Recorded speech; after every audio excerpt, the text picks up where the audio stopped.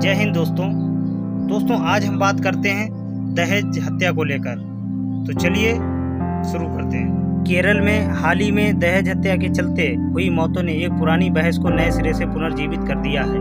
दहेज विरोधी कानून बने 60 साल हो गए हैं, लेकिन दहेज की वजह से होने वाली मौतों के दुखद आंकड़े दहेज की व्यापक मारकता के बारे में बताते हैं। दहेज के मामले उन राज्यों में भी फैल गए हैं जहां पर यह समस्या पहले अपेक्षाकृत अज्ञात थी।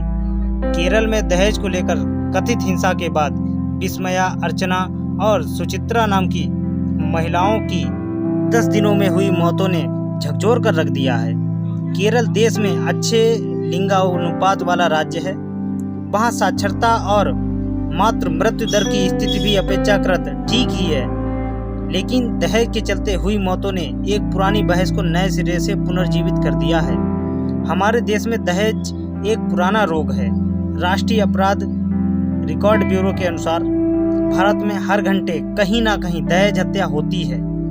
विश्व बैंक की एक रिपोर्ट द्वारा 1960 और 2008 के बीच ग्रामीण भारत में 40,000 विवाहों की जांच में पाया गया कि दहेज का कलंक सिखों और ईसाइयों में भी फैल गया है। इन समुदायों में अब हिंदुओं और मुसलमानों की तुलना में अधिक औसत दहेज का आदान प्रदान होने लगा है।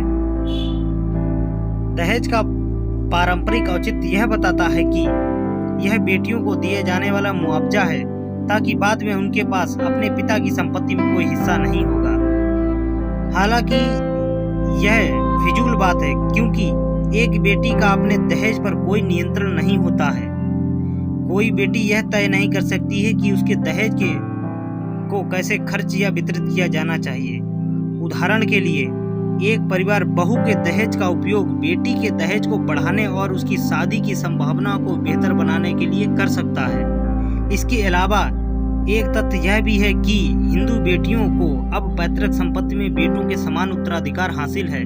हालांकि यह बात अलग है कि बेटियों को पिता की संपत्ति में अधिकार देने वाला कानून काफी हद तक कागजों पर ही सीमित है। कुल किस्सा यही सुनाई पड़ता है कि बेटियां भाइयों के साथ अच्छे संबंध बनाए रखने के लिए अपने अधिकारों से समझौता कर लेती हैं, पर सैद्धांतिक रूप से यदि कानून बेटियों को उत्तराधिकार का अधिकार देता है तो दहेज की क्या जरूरत है। वैसे इस मुद्दे के मूल में विरासत या दहेज ही नहीं, महिलाओं की स्थिति तो अदृश्य प्राणियों जैसी होती है। वे परिवार की छाया में रहती हैं, वे रसोई में व्यस्त और अनदेखी रह जाती हैं।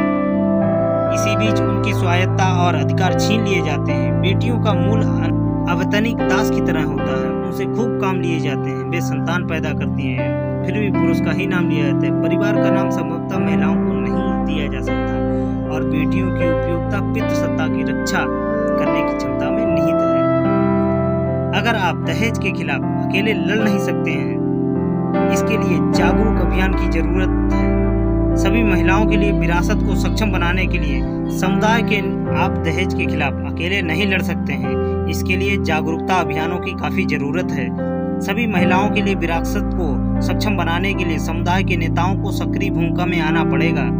दहेज को रोकने के लिए कानूनी कार्रवाई करनी पड़ेगी। स्कूली किताबों में शुरुआत करते हुए रोजमर्रा की जिंदगी से लिंग भेद और स्त्री द्वेष को खत्म करने की जरूरत है। और अपनी बेटी को वहीं शादी करने के लिए तैयार करें जहां पर आपकी बेटी को बेटी समझा जाए।